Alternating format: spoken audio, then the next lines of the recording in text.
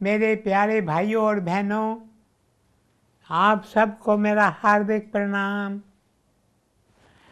आज हम स्वर्ग में प्रवेश पाने के चौथे द्वार पर चर्चा करने जा रहे हैं। जैसा कि पिछले दिनों में मैंने आपको बताया कि स्वर्ग में प्रवेश पाने का पहला द्वार है दया, दूसरा द्वार है सत्य, तीसरा द्वार है नम्रता और चौथा द्वार जिसके बारे में आज हम चर्चा करने जा रहे हैं वो है विश्वास, आस्था। सच्ची आस्था है इस बात का विश्वास होना कि चाहे कुछ भी हो, प्रभु मुझसे प्रेम करते हैं, वे हमेशा मेरे साथ हैं। आइए मैं आपको भक्त प्रहलाद के बारे में बताता हूँ। उसके दिल में प्रभु के प्रति दृढ़ आस्था थी, उसे प्रभु पर पूरा विश्वास था। प्रहलाद का पिता हिरण्यकश्यप चाहता था कि लोग उसे भगवान की तरह पूजे, इसलिए वह अपने पुत्र को बहुत सताता, उसे बहुत तकलीफ पहुंचाता था। प्रहलाद किसी भी कीमत पर अपने पिता को भगवान मानने के लिए तैयार नहीं हुआ। उसने अपने पिता से कहा, ईश्वर सत्य है और मैं उनकी पूजा करता हूँ। उनका पिता प्रहलाद को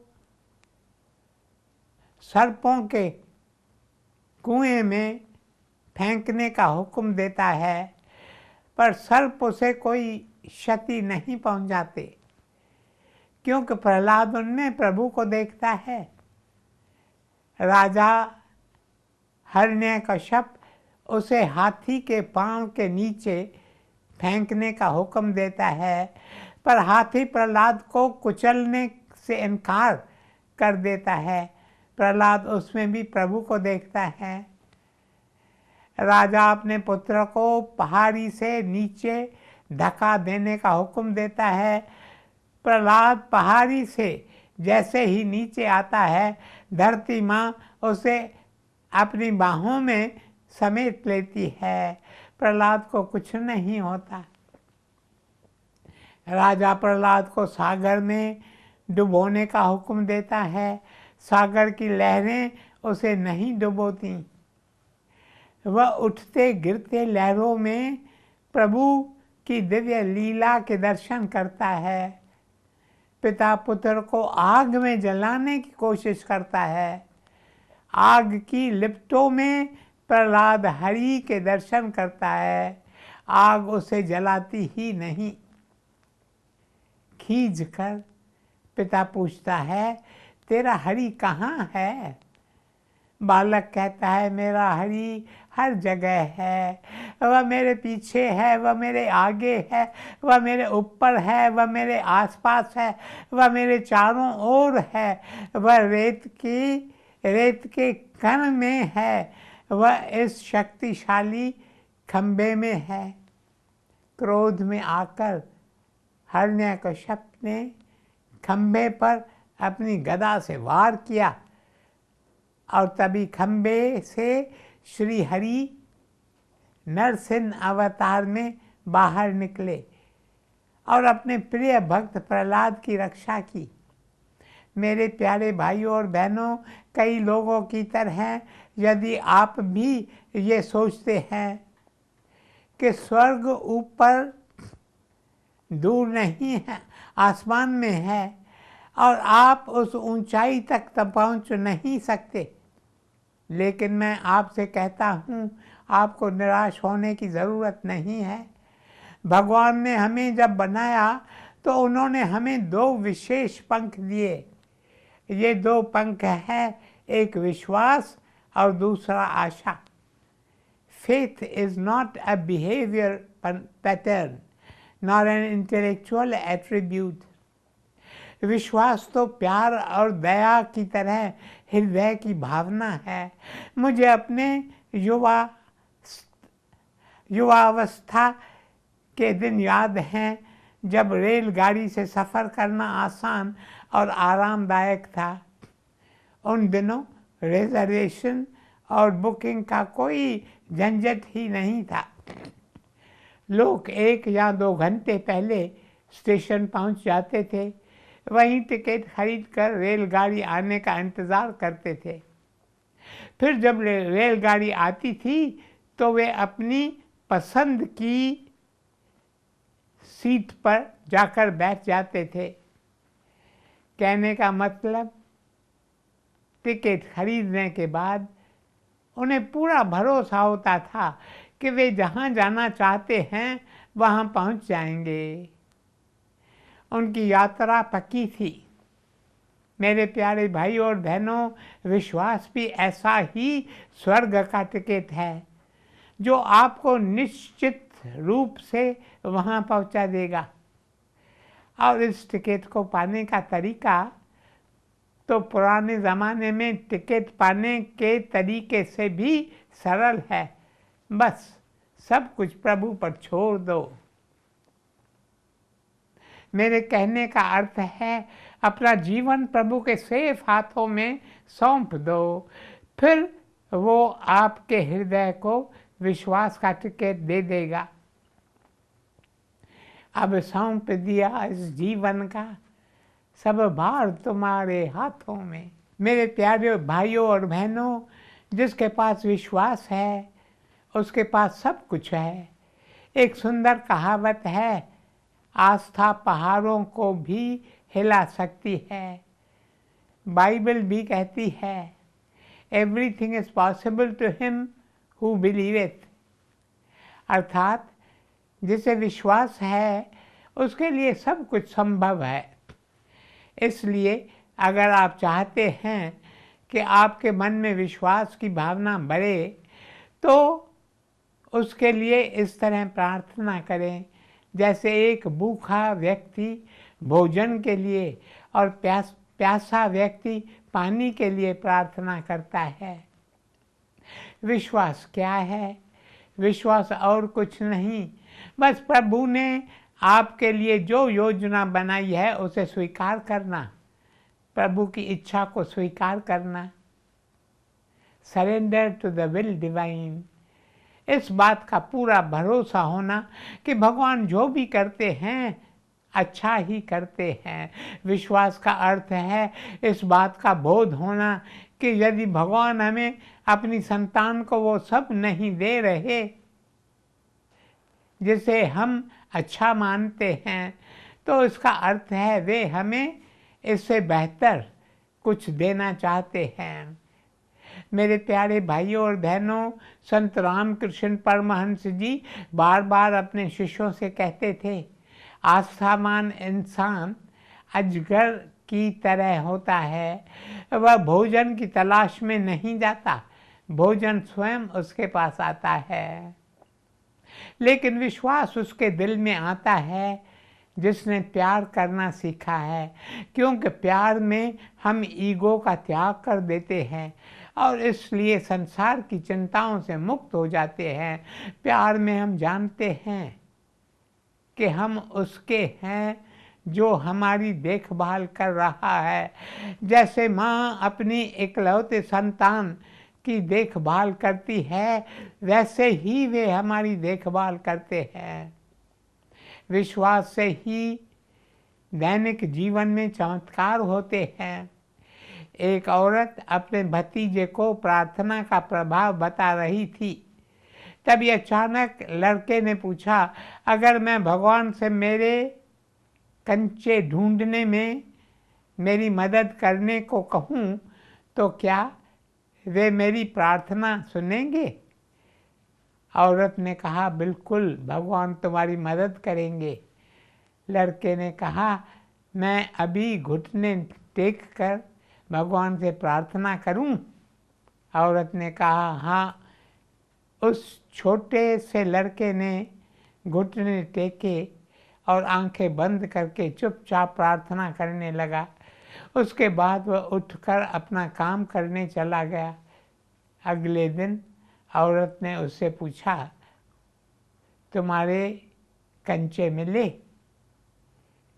उसे आशा थी कि उस बच्चे के विश्वास की प्रभु परीक्षा नहीं लेंगे। लड़के ने कहा, आंटी नहीं, मुझे कंचे नहीं मिली।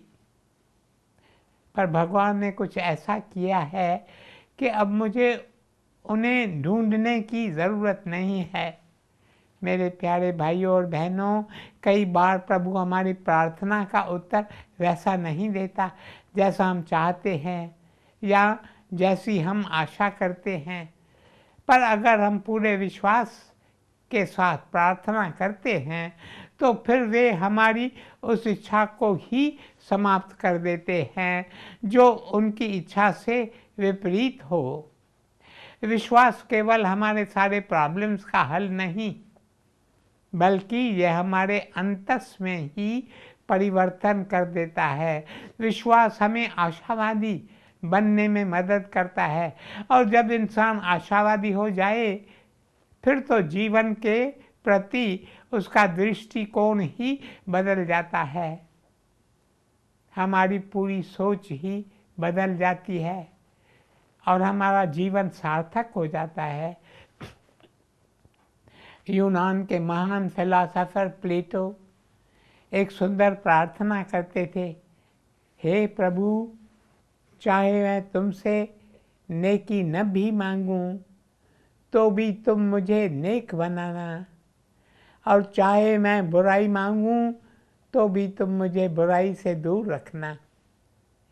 गुरुदेव साधु वासवानी जी अक्सर कहा करते थे, God upsets our plans to set up his own, अर्थात प्रभु हमारी योजना को असफल करते हैं ताकि उनकी योजना सफल हो सके, और प्रभु की योजना हमेशा परफेक्ट होती है। उनके दिव्य ज्ञान से वे जानते हैं कि हमारे लिए क्या हितकारी है, इसलिए जिससे हमारा अमंगल हो ऐसा कुछ वे होने नहीं देते। विश्वास केवल हमारी सांसारिक इच्छाओं को पूरा करने का साधन नहीं है। ज़रूरी नहीं है कि हमारी प्रार्थना का उत्तर उसी तरह मिले जैसा हम चाहते हैं। कई बार जब हम भगवान से फूलों के लिए प्रार्थना करते हैं तब वे हमें बीज भेजते हैं, वे हमें मेहनत करने की शक्ति देते हैं ताकि हम अपने लिए स्वयं फूल उगा सके। मेरे प्यारे भाइयों और बहनों, एक बार हांगकांग से एक महिला मुझे पुणे में मिलने आई। वह भारत में ट्रैफिक, गरीबी, भीड़, गंदगी देखकर परेशान हो गई। वह बोली, जब मैं भारत में गरीबी और लोगों को कष्ट में देखती हूँ तो प्रभु पर से मेरा विश्वास टूट जाता है। मेरे प्यारे भाइयों और बहनों, सच कहूँ, विश्वास कभी टूटता नहीं। उस महिला का प्रॉब्लम क्या था? उसे प्रभु पर विश्वास ही नहीं था। हम में से कई लोगों को अपने ईगो सेल्फ पर विश्वास होता है। यदि कुछ ऐसा हो जाए जिसे हमारा ईगो सेल्फ समझ नहीं पाता तो लगता है हमारा विश्वास पूरी तरह टूट गया, ख़त्म हो गया। हम भगवान से प्रार्थना करते हैं, उस प्रार्थना का क्या उत्तर आता है? अक्सर ये बात हमारे विश्वास की कसौटी होती है। राम कसौटी कौन सहे? मेरे प्यारे भाइयों और बहनों, यदि सीधे सरल शब्दों में कहें तो भगवान 4 तरह से हमारी प्रार्थना का उत्तर देते हैं। कुछ लोग शिकायत करते हैं कि इनकी प्रार्थना का उत्तर उन्हें कभी मिला ही नहीं, पर यह सच नहीं है। Every prayer is answered. हर प्रार्थना का उत्तर भगवान देते हैं। हमारी तकलीफ़ ये है कि हम उनके दिए गए उत्तर को समझ नहीं पाते। जैसा कि मैंने कहा, भगवान 4 तरह से हमारे प्रार्थना का उत्तर देते हैं। पहला, हम भगवान से प्रार्थना करके कुछ मांगते हैं और भगवान कहते हैं, हाँ मेरे बच्चे, ये लो, तुमने जो मांगा मैं तुम्हें वो दे रहा हूँ। दूसरा नहीं। भगवान कहते हैं नहीं मेरे बच्चे, तुमने जो मांगा है वो मैं तुम्हें नहीं दूंगा। तीसरा रुको। ये ऐसा है मानो भगवान कहते हैं जो तुम मांग रहे हो उसे पाने का उचित समय अभी नहीं आया। चौथा, जो बेहतर है तुम उसे लो। हम भगवान से कुछ मांगते हैं पर वे हमें कुछ अलग जो हमने मांगा उससे कुछ बेहतर है वो देते हैं। हम जो मांगते हैं यदि भगवान हमें वो देते हैं फिर हम कितना खुश होते हैं। तब हम उनका आभार मानते और उनका गुणगान करते हैं। हम कहते हैं हे प्रभु आप कितने अच्छे हो, आप हमसे कितना प्यार करते हो, और उन पर हमारा विश्वास मजबूत होने लगता है। पर बाकी के 3 उत्तर नहीं।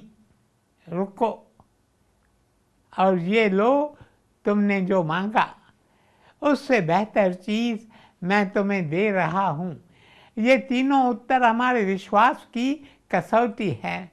जब भगवान हमारी प्रार्थना का उत्तर नहीं में देते हैं उस समय जिस इंसान का विश्वास सच्चा होता है वह सोचता है इसमें भी ईश्वर की दया है।